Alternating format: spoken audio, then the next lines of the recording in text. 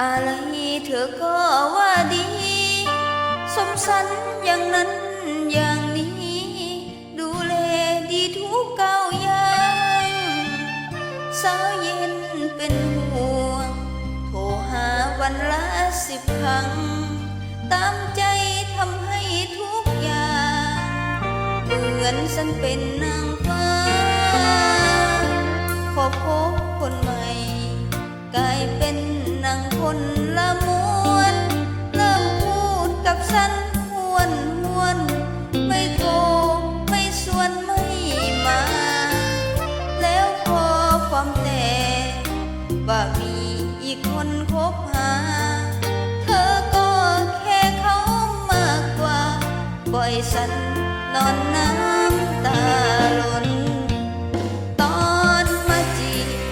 ดูแลเหมือนเป็นนางฟ้าตอนใกล้บอกลาทำเหมือนมาข้างถนน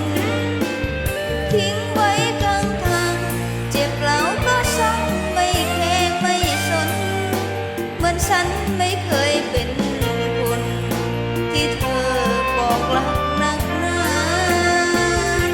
รักที่เธอให้ทำไมเปลี่ยนเร็วเหลือเกินฉันกลายเป็นคนถูกเมินจากเคยได้เดินเคียงบ่าปรับใจไม่ทันมันบอกมันซ้ำจนซาวันเคยเป็นนางฟ้าวันนี้เป็นหมาข้างถนน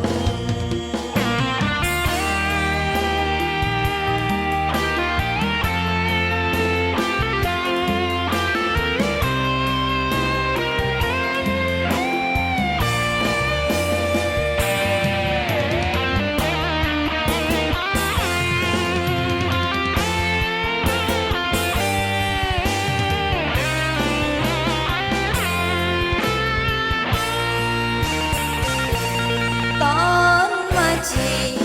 ดูแลเหมือนเป็นนางฟ้าตอนใกล้บอกลาทำเหมือนมาข้างถนนทิ้งไว้กลางทางเจ็บแล้วก็ซ้ำไม่แคร์ไม่สนเหมือนฉันไม่เคยเป็นคนที่เธอบอกรักนักหนารักที่เธอให้ทำไมเปลี่ยนเร็วเหลือเกิน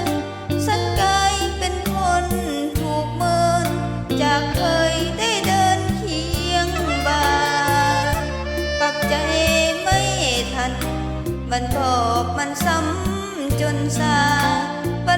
น